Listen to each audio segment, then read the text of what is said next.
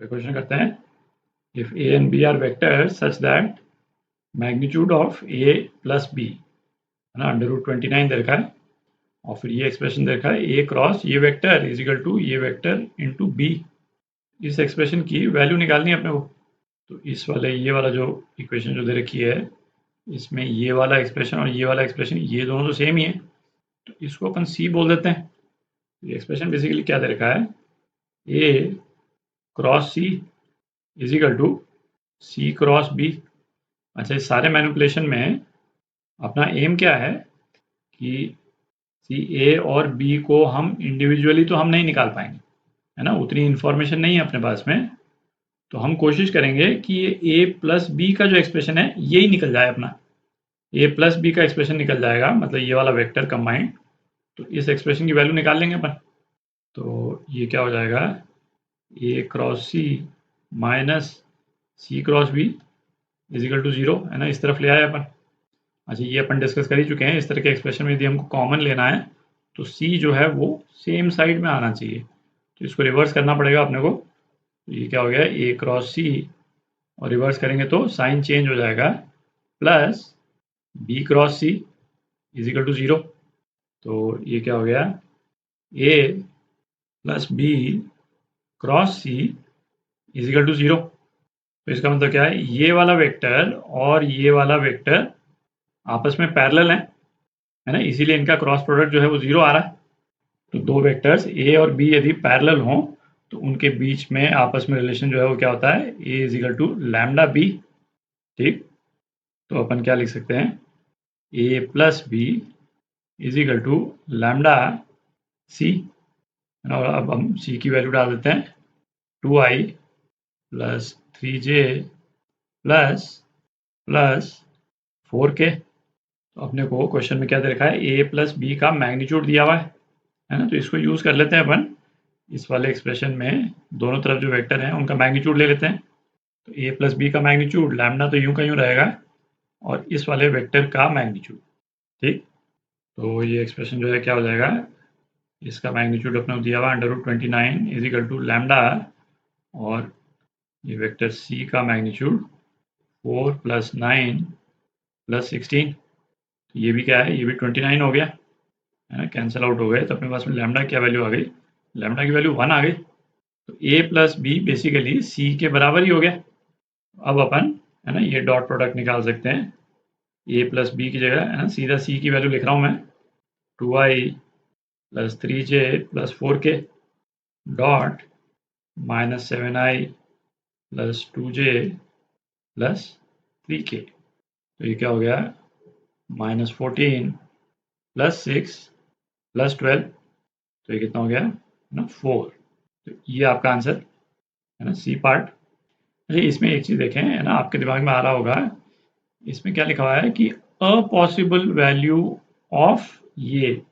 तो क्वेश्चन देखने से ऐसा लगता है कि इसके अलावा भी कोई एक पॉसिबल वैल्यू हो सकती थी। तो वो वैल्यू जो है वो क्या हो सकती थी, स्ट्रिक्टली स्पीकिंग जब दो वेक्टर्स जो हैं आपस में पैरेलल हों, तो जैसे ए जो है वो बी के पैरेलल है, ये वेक्टर ए ये वेक्टर बी, तो बी का ओरिएंटेशन जो है वो ये हो सकता है और बी का ओरिएंटेशन रिवर्स भी तो हो सकता है, ये भी तो हो सकता है। आप देख रहे हैं, ये वाला बी भी ए के पैरेलल है और ये वाला बी भी ए के पैरेलल है। तो स्ट्रिक्टली स्पीकिंग, है ना, यहाँ पे ये जो अपन लगाते हैं ना लैम्डा बी, इसमें अपन प्लस माइनस भी यदि आगे लगाएं तो गलत नहीं है। तो लैम्डा की टेक्निकली स्पीकिंग, है ना, दो वैल्यूज आ जाती हैं, प्लस माइनस, है ना, ये आंसर भी करेक्ट है। तो ए प्लस बी जो है वो अपने पास में अपन ने तो सी लेकर के निकाला ना आंसर, माइनस सी लेकर के भी अपन आंसर निकाल सकते थे, वो भी गलत नहीं था। और माइनस सी लेकर के निकालते तो अपने पास में क्या आता, -4 आता आंसर।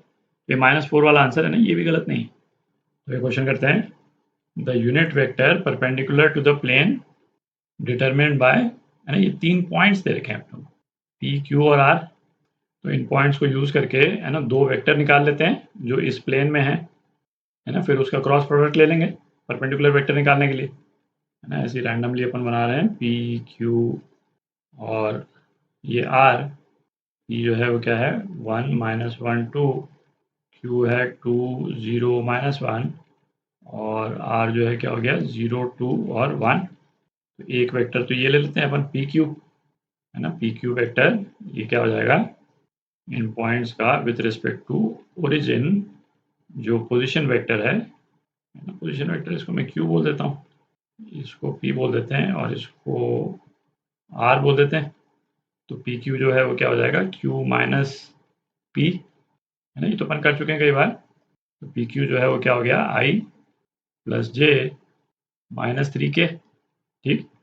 अच्छा, इसी तरह से दूसरा वेक्टर अपन ले लेते हैं पी आर ले लेते हैं, ठीक। तो P R P R P R ले लिया, ये क्या हो गया, आर माइनस पी हो गया। तो ये वेक्टर क्या आ जाता है, माइनस आई प्लस 3j माइनस के। तो ये अपन डिस्कस कर ही चुके हैं, unit vector perpendicular to plane अपने पास में दो आ जाएंगे, है ना। इस क्वेश्चन में हालांकि इस तरह से नहीं दे रखा है ना, काफी पुराना क्वेश्चन है। दो यूनिट वेक्टर्स कौन कौन से, भाई एक तो जो क्रॉस प्रोडक्ट के थ्रू आएगा और एक एग्जैक्टली उसका जो नेगेटिव है ना, ये आ जाएगा। तो यूनिट वेक्टर उसको अपन क्या बोलते हैं, एन बोल देते हैं, चलिए, है ना। तो ये क्या हो जाता है, P Q cross P R upon इसका मैग्नीट्यूड, है ना, यूनिट वेक्टर बनाना है अपने को, तो इसका मैग्नीट्यूड ये हो गया और प्लस माइनस लगा दिया अपन। तो अब निकाल लें, आपके पास में वेक्टर तो आ ही गए, है ना, P Q cross P R, ये क्या हो जाएगा, है ना, डिटर्मिनेंट मेथड से कर लेते हैं इसको, आई जे के 1 1 -3 और -1 3 -1। तो इसको आप सॉल्व कर लें, सिंप्लीफाई कर लें, तो क्या आ जाता है, 4 2i प्लस जे प्लस के। अच्छा, इसका magnitude P Q cross P R, है ना, इसका मैग्नीट्यूड जो है वो क्या हो गया, 4 into under root 4 plus 1 plus 1। तो क्या आ गया, 4 अंडर रूट 6 आ गया, ठीक। तो यूनिट वेक्टर परपेंडिकुलर टू इस प्लेन के परपेंडिकुलर क्या हो जाएगा, है ना, दो हो जाएगा, दोनों लिख देते हैं, दोनों ही आंसर्स करेक्ट हैं। 1 अपॉन, नहीं ये 4 तो कैंसिल आउट हो जाएगा, तो अपने पास क्या बच जाएगा, 1 by under root 6 2i plus j plus k. तो ये आपका आंसर